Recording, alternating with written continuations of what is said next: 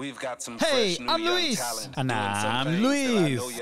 And you're listening to the Content is Profit podcast. Hours from now, that's what I'm ready for. 3 hours from now, what happens to? Oh no, The don't best say soccer Arsenal. team in the world plays. I'm gonna watch I that know. game. Content is Profit fam. I'm so sorry. We understand that you like Barca, but he keeps talking about Arsenal. But anyways, tomorrow, by the way, we do play the semifinal in our tournament. So wish us luck. I know. How are you feeling about that? I'm feeling. I'm a little tight still from Sunday, but we're good. First semis in a while. First semis in a while. I know. It's gonna be fun. We're actually playing in a nice field, a little Finally, stadium. Yeah, it's gonna be cool. All right. Enough of private life. I think we have an incredible guest today. I can't wait to share with you. We connected over on the social medias, on LinkedIn specifically, and we're gonna talk something really cool for workplaces and managers and CEOs and upper level management, which I think is like super critical. So, anyways, you ready, Fonz? Let's dive in. All right.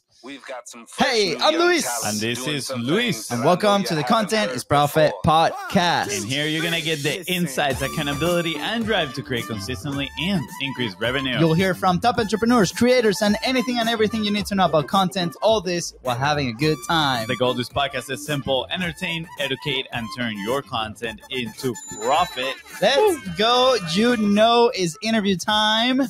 That's right. Episode 406. Fonzie, congrats. Yeah. Bro, we've been doing this for quite a while, and we nailed that intro. We've made it far. It's not like we read it or anything. Nope. Anyways, if you guys are enjoying the show, please make sure to hit that follow button in your favorite podcasting platform. And now on YouTube, we're all caught up with all the episodes in there. More than 400 episodes for you to binge watch. Let's go. Perfect for that new update of YouTube podcast right there. Oh, baby. Make sure you go back and check out that episode. But guys, if today's guests help you move one step closer towards your goal, please don't forget to share this episode, because you can be doing the same exact thing for somebody else. And don't forget to leave a 5-star review. That's right. So we're back with another guest we met over in the world of LinkedIn. That's a different world, honestly. He's going to help you move beyond perfection, fear, procrastination, all while helping you become a better communicator. And of course, he has a podcast himself, Listen Then Speak. Make sure you go check it out. That's right. Make sure you hit that subscribe button in his podcast as well. Please welcome the one and only Jamal Marshall. What's up, Jamal? What's up, everybody? How you guys doing? Pretty good. I bet you didn't expect this, huh? It's like... That's quite the intro. I love that. Let's go. Yeah, we need the confetti. I keep pushing so we can buy like a confetti gun and just be like, every time we intro somebody. But I'm also pushing for my brother to be the one that cleans right after. Yeah. It's not happening. Hey, I'm training Luca, my 4-year-old. Maybe that's his first job. We'll see. But anyways, Jamal, super excited, man. We connected over in social, right? We talk a lot about this and conversations that we can establish online with people that, can become a podcast guest, an opportunity, a referral, somebody like in that network, right? And I think we connected at a very cool level, right? It was just like, hey, let's get to know each other. You talk to me a little bit about what you do. I talk to you a little bit about what I did. Mm-hmm. And then we're like, oh my gosh, like what you bring to the table, I think is your energy, your topics, the things that you do with your companies and the people that you help could be super useful for the people on the show. So do you want to share a little bit of like what you do with the companies, right? And then specifically, I'm very interested on you mentioned before the show started, the mental health, right? Of, management, and especially like how that translates into communication. Maybe we talk a lot about content teams and, how we have to build those as companies. So I think this is like very, it comes in a prime time with the conversations that we've been having on the show. Yeah, it's a great question, Luis. It's hard because I'm looking at both of you guys with the same name. I'm the OG Luis, and then, sexy voice over here, that's Fonzie. That's a great way to put it. So, wonderful question you should ask, man. And I think in today's day and age, one, we're seeing the removal of middle management, or at least people are trying to trend in that direction. And for me, the question I ask is, when you remove middle management, you realize you still have to manage their direct reports. And within teams, there is so much miscommunication. And we once heard it said, the wise word, miscommunication leads to complication. Anytime teams are not communicating, anytime managers aren't communicating with their teams, anytime there's infighting, there's gossip, or people are just in fear in their communication, there needs to be some disruption. I see that word in social media so much. I'm like, okay, what are you exactly disrupting? Define that for me. And so going in with teams, whether small business or a large corporation, to actually disrupt the flow of miscommunication and get behind the psychology of the way people think. I think a lot of times in the professional realm, whether you're an entrepreneur, whether you work for corporate, whether you work for a nonprofit, and a lot of nonprofit is corporate if you think about the way it functions, we forget that we bring our full selves to work. We forget that when we come through the door, you bring your psychology, the way you think, your family history, your own history, your triggers, your addictions, if you have them. You bring all of that with you. Whether you're a manager, whether you're managing direct reports, or whether you report to a manager, you still bring your full self. And a lot of those things don't come out during the interview process. So whether you've been on a job for years or you just got promoted to a manager, whether you're answering to the C-suite, you still need to understand what is your innate behavior. What are the ways you're thinking? And are you approaching communication with your manager or your direct reports in fear? And is that a fear of rejection? If so, it'll keep you quiet when you need to advocate for yourself, or it'll keep you in a place of shutting yourself up when you need to speak up about a matter. And if you think about in the mid-level, they get the most hell. This is the highest place of turnover. And so you have all sorts of institutional knowledge walking out the door. But when you onboard a new person, what is that? That's $6,000 to $12,000 just to onboard a new person. So C-suite leaders and board members hear this. You need to hone in on this and begin to bring in consultants who actually understand. Anybody can be a coach. There's a tons of DEI coaches out the wazoo since COVID. And then there's some of us who have done this for 10 plus years that actually know what we're doing and understand the psychology behind what we think. So I love going into teams to actually work with them, sit with them, and find out where are the pain points and how do we turn those pain points into pleasure points with practical and applicable solutions. 100%. I'm curious on like, what's the root of this for you? Like, how did you get to this space? And I did read a little bit of your story, right? And I'm sure there's a lot of, motivation from that pushed you to do what you're doing today. But I think it would be a good context too for the listener, right? To understand a little bit more about you, like who you are and why you're doing this. Because I personally believe, like what you just mentioned, my mind went to, it's like a relationship, right? Like when you go into a relationship with somebody, you're bringing all this baggage, all these things. And then throughout the relationship, you start to uncovering, right? I mean, you're not really having interviews when you're going into a relationship. Well, you could call them the dates, right? The dates could be the interviews. But more often than not, a lot of that baggage doesn't get uncovered, same as what you just mentioned, right? In when you're applying for a job. So I'm curious on how you got there to understand, wow, like actually a job is pretty much like a relationship. And a lot of people just oversee a lot of these mental issues, right? Mental challenges that people might have. And then they obviously affect the performance and the business. Fonzie, that's a great question. And I want to answer it and just be fully transparent. I came from a very abusive childhood. Now that wasn't on both ends. I had one parent, my mom, who was absolutely divine. And before his life was changed, my dad, who was mean enough to be Satan himself, at least in my mind's eye. And so growing up, I felt that because he abused drugs and alcohol, I couldn't predict him, couldn't put my finger on him, did not know how he would be. And so I always felt like I had to bring more to the table than what was necessary. And that narrative, I felt that every other male other than me had some X factor that I didn't. And so I was always bringing more to the table than what was even required. And that followed me as a professional. That followed me in my dating relationships. It followed me in every job I was on. It followed me in college. I had the dean of students say, "You are an overachiever." And that wasn't a compliment. She was like, "Look, get your cap and gown. I need you to get across the stage." I was actually trying to get a higher A than I'd gotten in a statistics class. She was like, "Bro, you've already got it. You're good." And so if you put that type of pressure on yourself during the most formative years, you carry that with you as a professional. And you go overboard in things that are unnecessary and you wear yourself out. And so when you get around other people, you try to ingratiate yourself and bring more to the table and you end up setting yourself up. Even when you come on an interview, you may leave money on the table because your fear of rejection of said hiring manager or team that's on a panel of interviews like, well, I don't want to be rejected by them. So let me just lowball myself. I would leave money on the table. I mean, it's just, it's amazing how this thing followed me. And I don't want to see professionals and adults waste all the time that I wasted when I was in that space.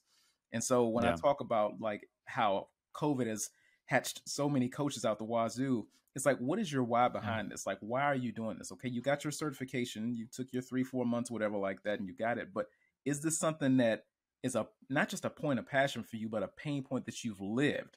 So that way, when you're not passionate about it, you're still giving 110% to your clients and really seeing them through from the valley to the mountaintop because you've been there yourself. Does that make sense? Yeah, absolutely. Yeah, 100. Thank you for sharing, by the way, like the story. As I know that, you know, publishing and putting your message out there and sharing your story, it's a powerful way, obviously, to connect, but it's not an easy thing to do, right? So I really appreciate that, and I hope that's an example for a lot of people, right, to go ahead and start sharing a little bit more. But I'm curious, right? We deal in our line of work, we deal with a lot of remote teams, right? And we've seen many ways on how people communicate, whether that's very effective or not effective at all. And especially, right, if you're a company now, you're looking to build your internal team. Specifically on our side, we talk about content teams. Like now that you see with remote work, right? Because you might have some people that are internal in the company. That might be the creator, the production aspect, right? If they're handling in-house production.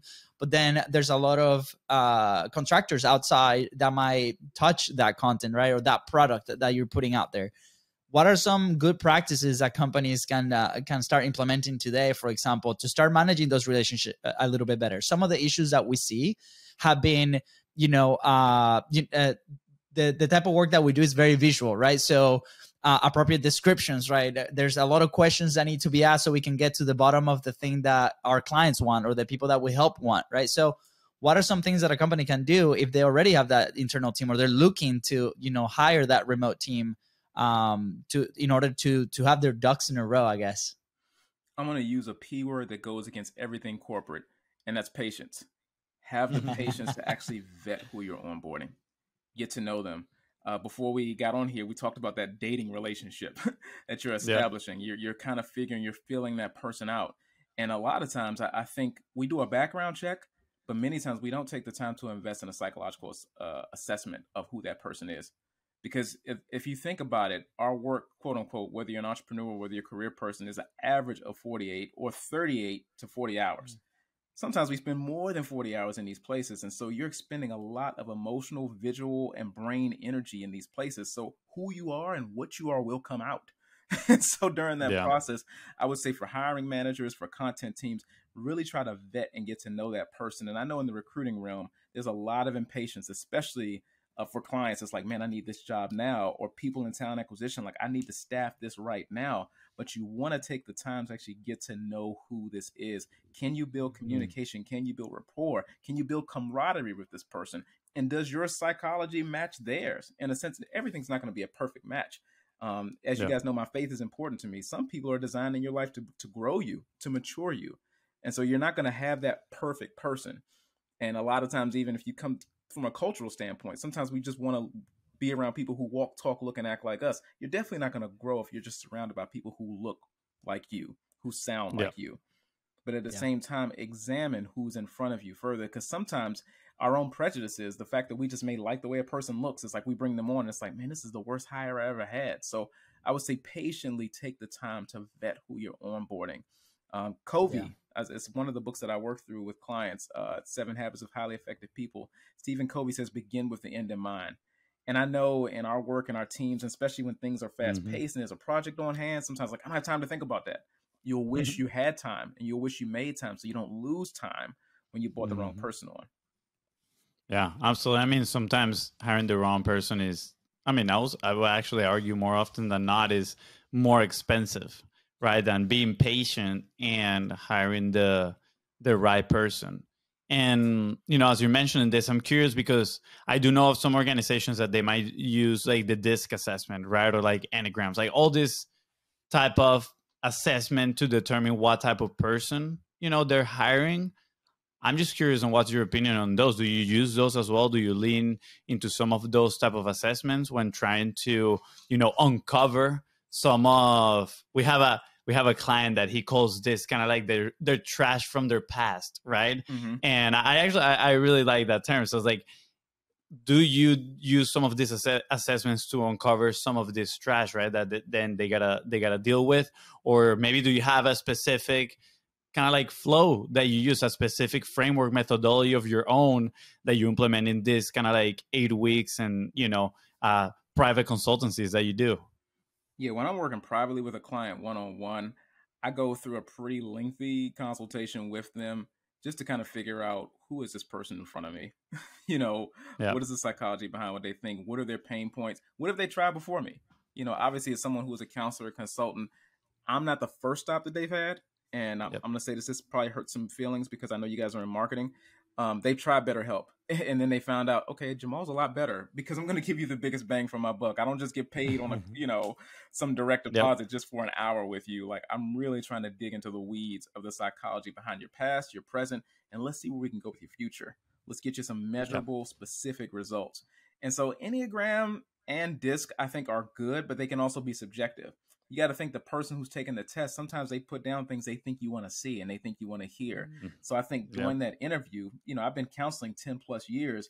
And so learning how to ask questions that unearth what they even don't want to tell you, I think is the best course of action. Yeah, absolutely. So my mind is going to obviously like trying to tie this into our world of content, right? And personally, I deal still a little bit with perfectionism, obviously when every time you're going to put your message out there, there's a fear of judgment, right? Or even the fear of what if this actually works out, right? Like, what am I going to do next? Like all these things that people carry, all this baggage. And I kind of want to turn this now into the listener in a more introspective way for them to assess themselves and determine, okay, well, how can I possibly move beyond this fear, this procrastination, this perfectionism, right? So maybe what are some action points that you can give, this person that right now is like, I want to move beyond all this, so I'm able to take action, whether that is, right, operationally inside of my business or in the context of content is profit for me to create content consistently and put my message out into the world. Let's go. Let's get into it. I would say one of the first things, and you said the word action, that's going to be your key differentiator, is whether you take action or not. And just remember for your audience, progress trumps perfection. And I know it's easy to say that, and we hear that in the high performance space, but people often aren't getting behind the psychology. Like, it's a reason why that person has those perfectionist tendencies. There's been some rejection. There's been some resistance in the past. Anytime they put themselves out there, they've been slapped back down. And so in a sense, it's like you just to tell that person, oh, just don't be perfect, just do it. It's like they don't just do it. They're thinking of all the worst case scenarios. And so with clients, I tend to get to the weed of like, where did that thought have a root at? You deal with the root, the fruit will take care of itself. But my actionable advice would be detach yourself as much as you can from the outcome. Because a lot of times we have an outcome in scenarios that we've made up in our mind. And it's not till we do that thing that we say, oh man, that wasn't that bad. Or we're surprised by the outcome. And I love the way you also talked about the fear of succeeding. It's like, what if I actually succeed? Now what do I do? Take the next step, and the next step, and the next step, and the next step. The action is going to be what goes against the grain of that fear. There are those of us who wait to know everything to do anything. That is unrealistic because there are just going to be some outcomes that you don't know. We are not Doctor Strange from the Marvel Universe. We are not going to know the outcomes. So remove yourself from even that unreality.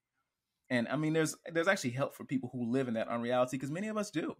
Let's get to the weeds. Let's stop dwelling on the surface with all this high performance. You can just do it, rah fluff talk. That stuff is nonsense and it doesn't help people. I actually want to go down to say, okay, why is that there? Ask the why behind the what. And then when you start taking action on the very thing that you've seen, okay, what I've actually feared was that I'm focused on a shadow with my back turned to the light. I'm too intelligent to see it's me in my own way. Get out of your own way, take imperfect action, and make progress. And that progress actually begets more progress, which actually begets more progress.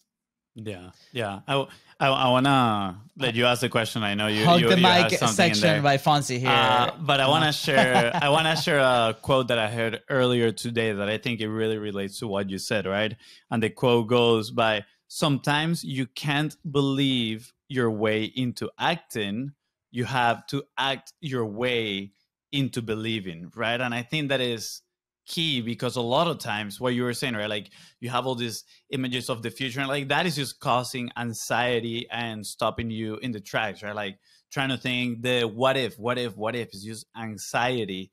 And sometimes, and I felt this myself, like I believe in visualization, right? Like have your mindset right, like you want to know, obviously, like you said, start with the end in mind.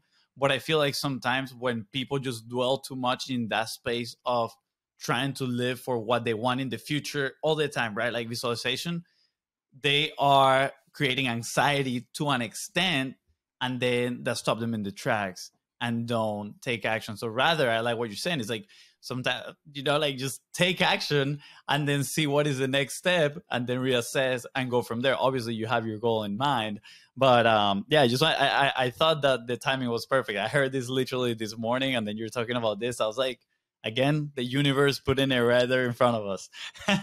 Yeah, I think I want to add to what you said, right? Like, especially like on the content side, I go back to like before the show, we thought that putting in like the podcast that we have now, 400 plus episodes, right, was going to be, if I would have heard that 3 years ago, I'm like, boy, that's intense. That's crazy. I wonder like how much work, right?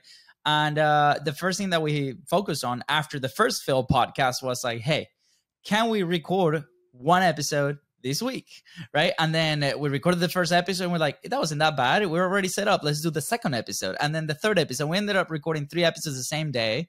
And we built the first like process when that happened, right? Like I said, like take action on that thing. And we were putting all these stories in our head before, and it was just keeping us, it kept us for a full year without publishing, and publishing changed our life. Right. And then we ended up building something that we were able to sustain for almost 3 years now, or a little bit of over 3 years. So like you said, I think is, if we get out of our way and we turn around, I like that quote that you said about the shadow, your own shadow. If you turn around, you'll be like, hey, maybe I can take this little step, right? And that counts from like either you are doing the thing yourself, like if we're talking the content side of things, or if you have a team, right? Give them the tools, give them instructions, and be like, okay, let's go. We've had some no issues, but like there's a lot of feedback back and forth and content can be very subjective on how it looks or how it feels, right? It's like very sustained to like that creator or the person that's putting it out there. And we totally understand that that's a concern. But at the end of the day, are we putting that content out there? Or is it just sitting in our drives, right? Can we put it out there and see the actual feedback of the people that are actually consuming that content, right? For them, that's going to be the best. That's going to be like the best at that moment. And then if you level up 1, 2, 3, 5%, then that's going to become the new standard. But you've already built that. And I love this topic of go ahead, take action, right? And then, detach yourself a little bit from that, and then we move forward. So, yeah, I just want to kind of like, is it possible to break it down, taking action, right? Or maybe how do we push people into taking action? Because I personally been on the place, on the spot where I know I have to do something, but I can't get myself to do it, right? And it's a real challenge, because then a lot of guilt comes, right? You're like, man, now I procrastinated, I didn't do this, and I knew I had to do it, yet I didn't take action. So what are some of, I don't want to just say tools, but maybe what are some of the ways that you're getting people to finally be able to take action? Well, I believe a good counselor and a good consultant gives homework. I'm not just a coach who says, let's just go from here. It's like, I give you homework to float you in between sessions, so actually you do take action. And there's actually a reinforcement of what we went over in the session. And going against what that false guilt is, because the false guilt is the thing in your mind that's going to tear you down. The very thing that produces the procrastination was your own limbic system that was trying to protect you. And it hijacks your prefrontal cortex, and it says, okay, don't do this because this is not safe. And so we actually talk about, I'm going to actually bore you with counseling details here, but what's going on in the brain that's actually causing you to play it safe? And how do we find measurable ways to not go all in at once, but to take enough action when you put in the reps where that you then build a muscle where it becomes a second nature. And so the very thing that's foreign to you, the very thing that's the most scary to you, we want to slowly build up to that thing where it becomes a second nature, like coming in a room, turning on a light. Yep. Yeah, I was actually thinking about this yesterday. You know how we talked about, maybe that with the show structure, we've talked a lot about in the show, and like, how can we make things a little bit different? How can we evolve the show? Not make it different. Like, how can we evolve it depending on how we feel, the things that we want to publish, right? We talked about different versions of the show. And I was driving last night. I was like, why has it been so hard to implement like maybe new formats or new ideas? And right now we have, the solo episodes and the interviews, and that is grown quite a bit. But I came to a realization is we've built a habit for the last 3 years on this specific publishing platform. This is how we do the thing, right? And it became very frictionless, right? Before, when we first started doing it, it was like 2 hour setup and the research and the whole thing. And now there's a system that let us, jump on, have this amazing conversation, and then the back end, is handled by a team currently, right? It used to be us, right? And I'm pretty sure that you've seen those systems on your side that you're like, wow, from point A to point B, now I'm point, Z.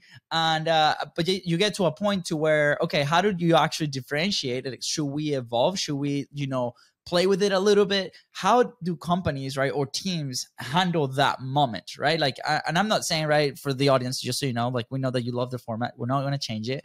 I'm just saying, like, but there's going to be a time where, you have to pivot, right? Because the only constant in content is change, right? That in our world, everything is completely changing. Attention resets, like the way that people consume content, right? So when it comes time, like, how do we recognize that pattern that we're like, oh, wow, we are in a habit, right? Maybe, for whatever reason, it might not be the best habit. How do we pivot now and we develop a new thing, or we evolve that thing? I would say people lie, but numbers don't. Check out the data, and when you get to that place where something is a second nature and you're finding you're in a state of flow, you're in that zone of genius, but you realize, okay, we need to make some changes here. Look at the data, look at the feedback. One thing I do as a counselor, as a consultant, I send out surveys. I send out a midpoint survey to my clients, like, how is this going? Where can we level up? Where can we improve for you? And then I take those data points and I feed them to myself, and I say, okay, where do I level up? Where do I give them the biggest bang for their buck? And I would say this: avoid wanting perfect feedback where you're getting, and not even negative feedback, but when you're getting feedback for something that needs to change, see it as an opportunity. Like, man, this is an opportunity for growth, So the very things that are second nature, you will then go back to the place of taking calculated risk, fearless calculated risk, where, okay, I don't know, this is not a second nature. This feels like I need somebody to have their hand on the back of the bike with the training wheels on, but that's only a season. It doesn't last forever, but you have to enter into that. And I think for any of us in business, career, and entrepreneurship, there's always that season where you have more hands-on training, more hand-holding, and then it becomes a second nature. But the thing is to take the action. And where there's fear, get help to address those fears, because those fears have a root. Yeah. Does that reflect kind of like your journey a little bit with content? Because I heard somebody told me that you used to didn't enjoy content that much, right? And now that you actually embrace it and you love it, and you clearly love having your podcast. So I'm curious, like, did you go through that process as well? Was there a fear hidden behind putting your message out into the world? It really, to be honest, it wasn't a fear, Fonz. It was just, I did not know anything about social media. Like, I'm really new to social media. Like, I really got active in 2020, and it had nothing to do with COVID. It was like before there was even a pandemic, when I remember sitting in a green room actually watching when this thing was still over in the East, over in China. And we're like, oh, it may make it or here or not. And I would just go through the woods, and I would take this very phone, and I would just record minute and a half videos. And because, after my dad passed, like, one thing I didn't say is that for the last 12 years of his life, we were really, really close. He That's became awesome. A person of faith, and we became thick as thieves. But when he died, I hated life. I hated myself. I hated my faith. I questioned everything. And so I would just go outside and spew pornography. Not pornography. I'm so sorry. Let's take that back. I would spew profanity. I mean, I would just, every F-bomb you can think of, that's what I would send up. So I started saying, okay, people are going to think I'm crazy. I'm just out on the streets here, just throwing up beeps. And so I would actually go into the woods. I say, well, there's nothing but deer and foxes there. And so they can't speak English. They don't understand what I'm saying. And slowly God began to get a hold of me again. And that profanity turned to praise. And I would have these weird just ideas. And, I came from a background of public speaking, background of counseling, understanding human behavior, and I would just share them. Yeah. They all went into my phone. And so I started putting them on just a little platform called LinkedIn, and that caught fire. I had no idea. And so really for me, like Listen and Speak, the podcast, the business, the LLC, it found me when I wasn't looking for it. This journey came from me unwittingly. Because I wasn't one who was on social media, no Facebook, no Instagram. I had nothing. I just was, in a sense, they say if you're not on social media, you kind of don't exist, which I was happy to do that. And so, sounds kind of liberating. I Yeah, like, yeah. man, I should try that. so it's not that I didn't like it. I always had a voice, and God's given me Yeah. a gift that people under the frequency of my voice listen, and they get a lot of value provided, and it's life changing. But I wasn't using it to its maximum effectiveness. And when that journey started and kind of found me, it's just like, all right, I'm willing to embrace this now. But I had to get away from things looking and sounding perfect. It took me like 3 months to get my first podcast episode off the ground. And I happened to have it with a 5-time best-selling author. And he told me, he said, hey, Amazing. I've been with thousands of interviewers. He said, I will put you in my top 20. You're a natural at this. And so That's that awesome. really helped me keep going like, yo, this is what Absolutely. I should be doing. So That's awesome. Here, you get a standing The ovation. standing ovation from the Standing Let's ovation. go. That's awesome. And I think thank you, by the way, sharing your publishing journey, right? And I think that leads to the next question I had, right? Obviously, we're on the podcast. For us, podcasting has been the greatest platform for us to create. It allows us freedom, time, and on how we publish, right? We've tried all the ways before, and this was the thing that unlocked it for us. What motivated you, right, to actually start a podcast? Like, we're obviously massive fans of the platform just because it gets you very close to the people that you talk to. And I mean, right yesterday I was going through a list of all the guests that we've had, and I was like reflecting back, and I'm like, wow, it's incredible that we've been able to connect and build a relationship with most of these people, right? So what motivated you to actually start on the podcast, right, after the story that you just told, and why do you actually keep doing it? That's a great question, Luis. Again, with podcasting, I wasn't looking for it. It sort of found me over the course of, let's say, I came back here to Washington, D.C., close to when my dad was passing. And around that, this was in 2017. So 2018, people would ask me, like, are you a podcast host, or your voice needs to be on the radio? I never even thought or gave a second thought. I was like, okay, well, it would just kind of go into the gray matter of my mind.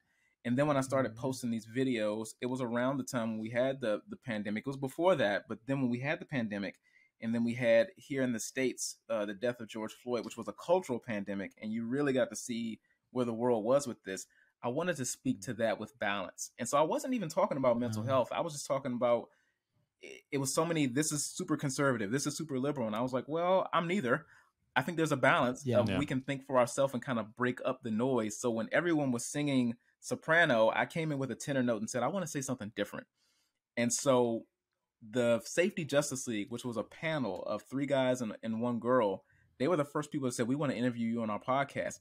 I didn't have a brand. I didn't have a business. I was actually working for anti-human trafficking back then. And I was like, okay. So I came on to their podcast, and that like swung the door open. The female panelist said, are you a podcaster? I said, no. She said, you should be. You're a natural.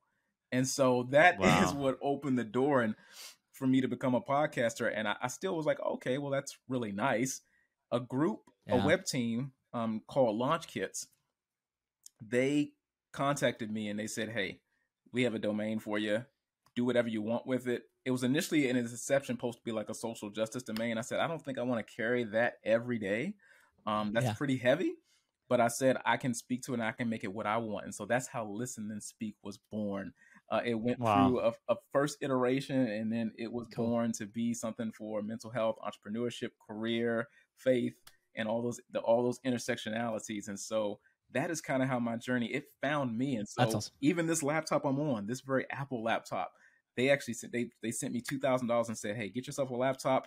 A mentor of mine sent me this mic and said, hey, dude, I believe in you. I'm willing to bet on you. I just want you to bet on yourself. And so you're talking to somebody who I wasn't looking for this thing, but it's like my destiny and who I was supposed to be was chasing me. And I finally let it catch me. Let's go. That's awesome. That Studio is so clap, which cool. is better than an audience clap. No, I'm kidding. I bet everybody's in their cars like, let's go.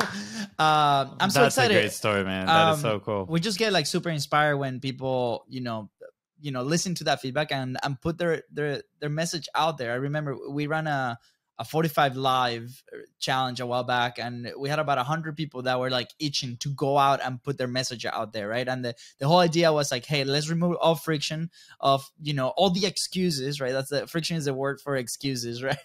And let's just go live, kind of like what you did, right? In your walks.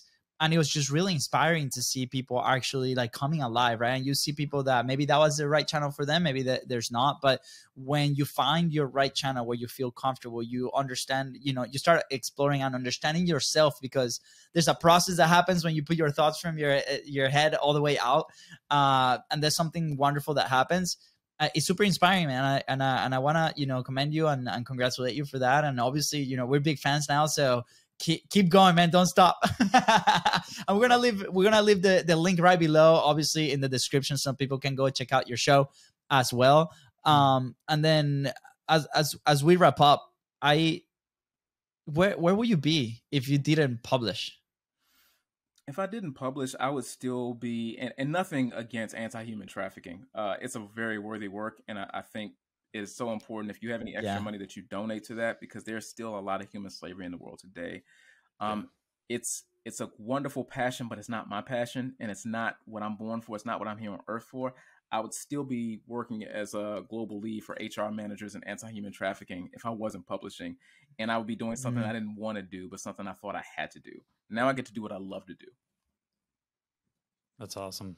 That's awesome. Thank you so much for sharing, man. It's pretty inspiring, and I love how things were going your way, and I can stop thinking how they were going your way, but they also kept coming your way because you were taking action, right? Like, it's not like they gave you a laptop and a mic and then you stop. You're like, oh, thank you, did one episode and then stop. You kept going, right? And you keep proving these people in a way too that is like, hey, look, like, I'm thankful for the support, for, you know, the push, and I'm not just thankful with words, but like with actions, right? And I'm glad that it has all worked out for you. I feel like I'm just, even though it's kind of been 2.5 years, you know, it was a side gig at first. Now it's where I am full time. I feel like I'm just getting my feet wet. You know, I was looking at, you know, when you look at your Simplecast or whatever your thing is that shows who listens, I was like, man, everyone in the States, people in Brazil, people in Australia, in Africa, in Tokyo, in the UK. I'm just like, man, Listen and Speak is touching the globe. And I remember I was praying and God gave me the scripture, says, ask and I'll give you the nations. I'm really grateful that the nations are listening to Listen and Speak. I mean, I'm blown away by that. And I'm just floored. And I feel like this is just the beginning. I can't wait to go even physically to the nations. Absolutely. Awesome. I would like to encourage everybody listening right now, right? Like, you know, if you are in that place where you are, you know, thinking about putting your message out there, I think these are like great stories for you to like grab onto and be like, yes, I'm actually going to go ahead and do it. Right. I'm going to go ahead and have those conversations, whether that's online, in person, on Instagram, on LinkedIn, on the podcast side of things. But it just opens so many opportunities. So you might want to thank you from the bottom of our heart, man, from coming to our platform.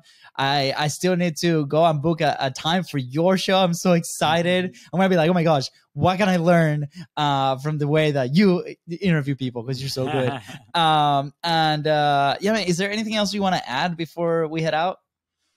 I think you guys asked some really good questions. I can just tell your people where they can find me, or if they need anything, if that's what you want me to add.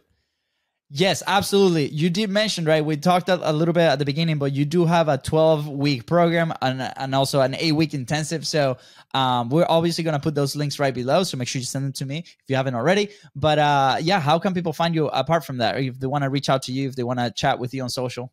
Sure. You can go to my website, which is www.listenthenSpeak.com. And I've kind of gone minimalist. I don't believe that you should be everywhere. Obviously, you can find me on Facebook. I'm not on Instagram for right now. But easiest place to find me also is LinkedIn. Get LinkedIn to me. I'm the only Jamal that spells my name the way I do on LinkedIn, so it's really easy to find me. Send me a DM there, and you can also see my calendar links when you go there. Absolutely. Awesome. Guys, I would encourage you definitely to visit his LinkedIn, check out his content. I'm looking at it right here, man. You get some pretty cool engagement. I'm going to creep a little to see what I can learn from you in there. But also, guys, connect with him, send him a friend request, and go on and chat with him. You guys, if you run a business, you have people that work for you, maybe that 8-week program, that 12-week program can benefit you to help you uncover, right? All these things that people are bringing into your business so you guys can be in alignment and can work to grow the business together. So I definitely encourage you guys to contact Jamal. Sweet. All right, Fonzie, anything else you want to add? No? No, I'm just thankful, grateful for you to be here, man. It was great. I'm meeting you for the first time, so it was great meeting you. Great conversation. This is personally the reason why I love podcasting, just meeting cool people, getting new cool friends, and then hopefully we get to meet one day in person. Oh, man, I think that would be amazing. That would be epic. It's been a blessing, Fonzie, to talk with you and Luis. You guys have been amazing. Luis, can't wait to have you guys on. So thanks so much. I really appreciate it.